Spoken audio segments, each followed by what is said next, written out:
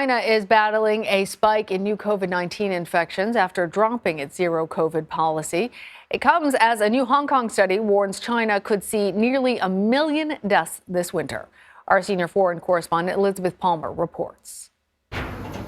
Official hearses lined up along with private vehicles at the Dongjiao crematorium in Beijing, almost 2 weeks after the Chinese government abruptly lifted its strict COVID controls, which had included routine mass testing and mandatory quarantine. At the same time, the government stopped counting cases.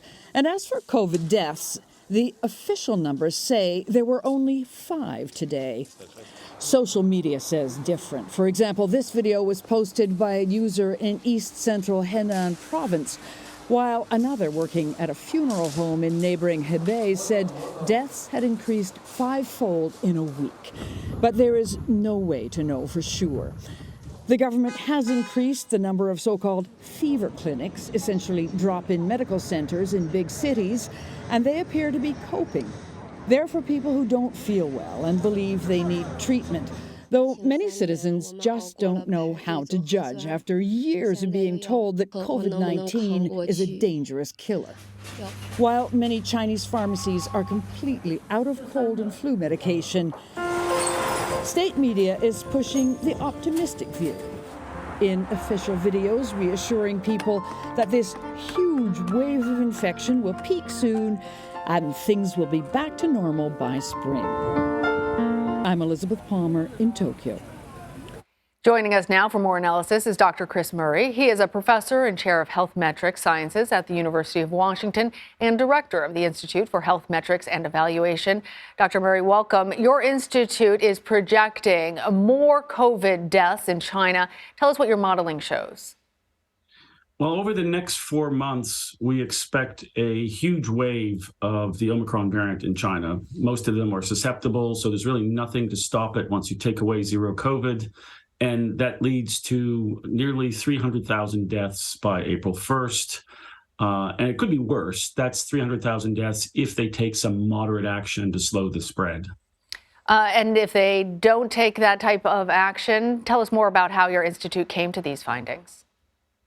Well, throughout the pandemic, since actually March of 2020, we have been developing models for the pandemic for every country in the world. And we run these models on a regular basis. The key drivers here are how many people are vaccinated, how many people have been recently infected, and what sort of actions the governments take to slow the spread. We do think that if they took a completely hands-off approach in China, you could see upwards of 500,000 deaths by April 1st. And we're seeing some other modeling that comes out of Hong Kong that says up to 1 million deaths. What can the government do in light of all of this, other than returning to its really harsh zero COVID policy? Well, the Chinese government has opted to use the vaccines produced in China that are less effective than the Moderna and Pfizer vaccines that we've been using in the United States and elsewhere. They've also not really purchased or acquired the effective antiviral for those at greatest risk, Paxlovid. And so the combination of those two could help a lot if they just changed course and took these products from outside China and deployed them to sort of slow the spread as well as reduce mortality, particularly in the elderly. Dr. Murray, as you say this, I am grateful that we have these vaccines, that we have these treatments.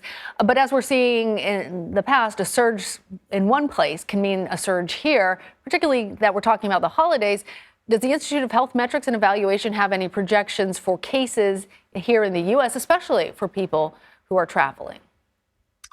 Well, we do. In our U.S. projections that we put out and are available on the web, on our website, we actually think that infections are peaking about now, maybe even peaked a few days ago, and will slowly go down during the winter season. So it'll stay at pretty high level of Omicron infection, but we don't expect much increase in daily deaths or maybe even a small increase in daily hospitalizations because we have a lot of immunity in the United States, both from vaccination, but also from Omicron infection, over the course of the last year.